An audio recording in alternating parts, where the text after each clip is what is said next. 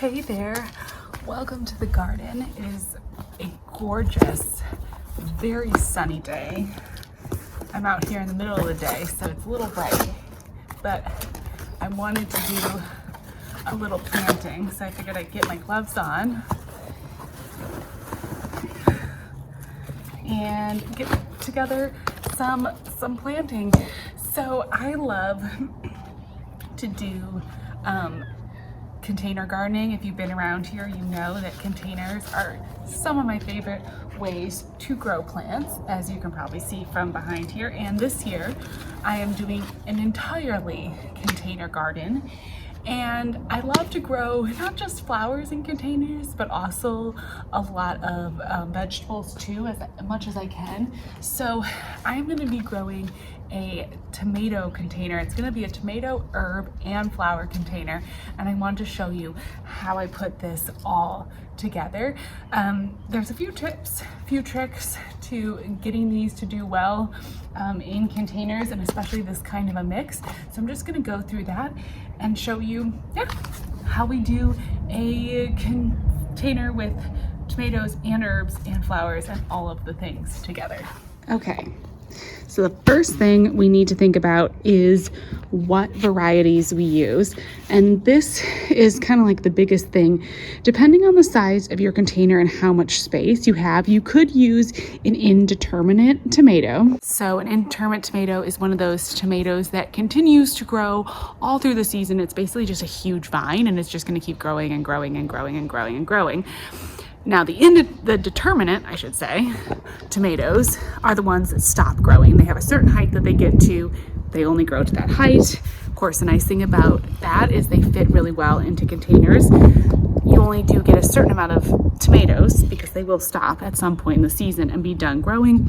But they just kind of fit better in containers. I usually like to pick a container style, a determinate style tomato for a container, just because you have to deal with some kind of trellis or some system like that if you're going to grow an indeterminate tomato in a container.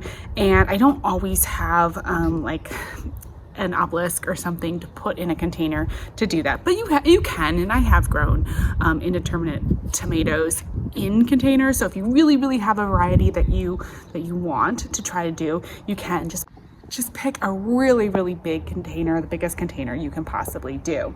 Now this is just a nice little tomato. It's actually called, let me grab here, a little Nepali.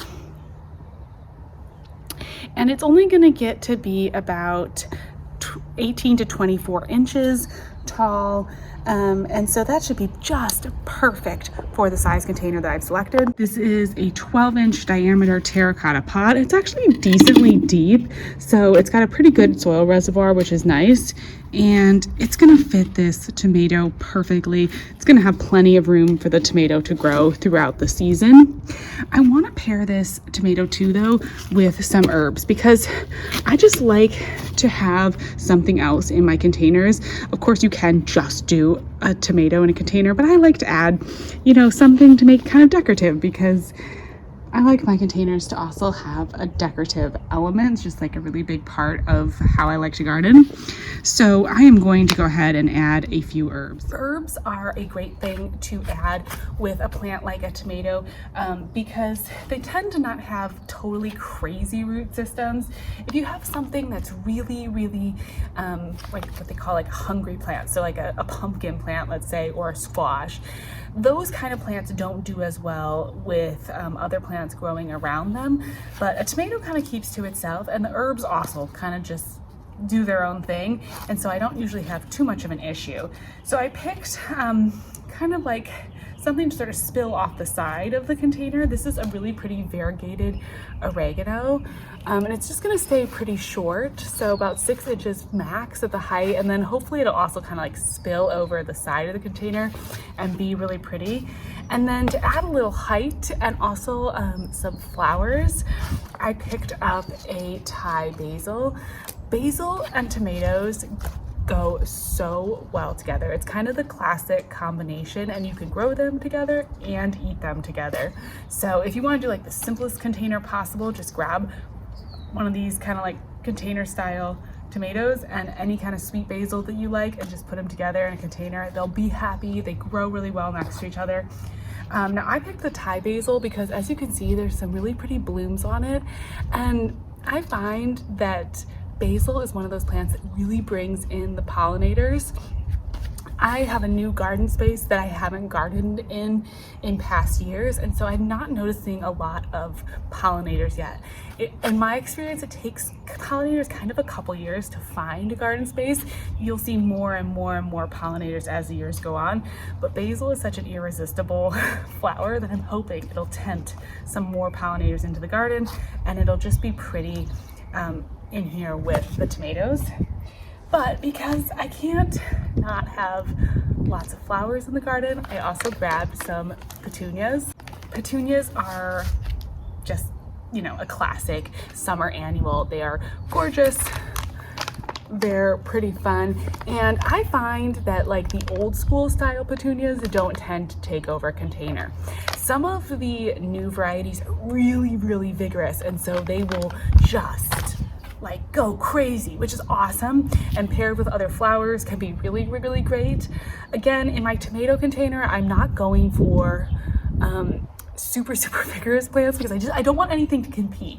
Part of what makes a great container is when all the plants have similar growth habits and they don't one doesn't take over the container and just start growing like wild and push everything out. You can control size a little bit with pruning and trimming your plants to give them space, but you can also just select plants that aren't quite as wild. So like the super petunias that you see, gorgeous, incredible petunias, but they will get huge. This is like an old school style, I don't even think there's no variety on it, pink petunia. It's not gonna do anything super crazy, but hopefully it will spill off the side of the container and be beautiful. And of course I had to get pink because there is just something about a pink petunia that is gorgeous. And I have a lot of yellow in the garden so far this year, so I'm thinking that, you know, pink and yellow are always, you can see I've got like the yellow violas. Pink and yellow are such a good color combination. So nice. So I'm gonna get my container out here and we're gonna get ready to plant. It's gonna be pretty simple as far as actually getting the plants in the ground, but I'll talk you through it a little bit and then we will talk about care for this container. You do want to think a little bit about water requirements when you are selecting plants for container. So tomatoes, they need to be well hydrated, but they don't want to have wet feet, and neither do any of the herbs or the petunia. They all just need like a normal dose of water, and nothing like super special as far as that goes. So that's just something to consider a little bit if you pick like a really water, a plant that really loves water, or like a cactus. You know, you don't want to put a cactus next to your tomato because their water requirements are probably going to be different. So that's the thought there. All right, let's get planting. Okay, we start off with a organic potting mix. I do like to use organic because we are going to be eating these tomatoes, so I just like to have it be organic if I can.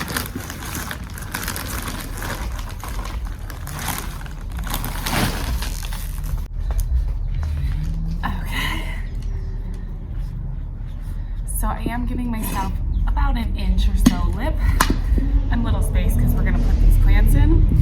Now this pot is going to be viewed from the front, so I am actually going to put the tomato kind of in the back.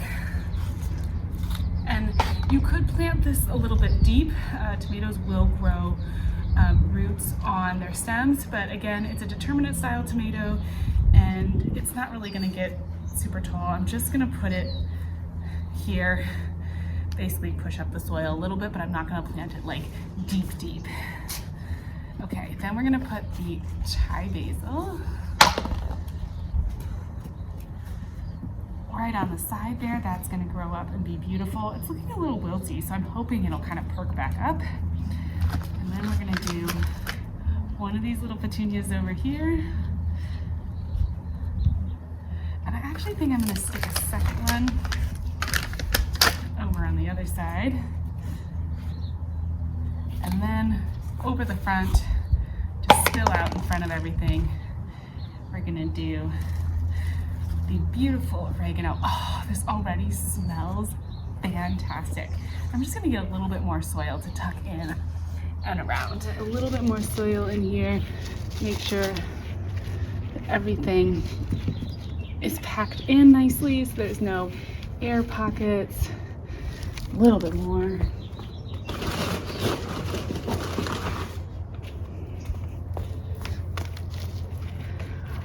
Oh, there we go. Perfect. That is beautiful. Oh my gosh. I love it. This container just already smells incredible with the basil and the oregano and even that smell of tomatoes. Oh my gosh. It smells so good. And it's really pretty. I think it's gonna look even more beautiful. As everything starts to grow in and around each other, it's gonna be really gorgeous. Now, this is definitely a full sun container. So all of these plants are going to want full sun. That's gonna really help them all grow and do their best.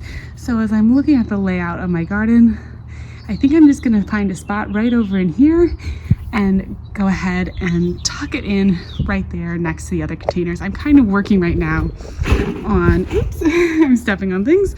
I'm working right now on the layout of this space, and so I'm kind of just adjusting as we go.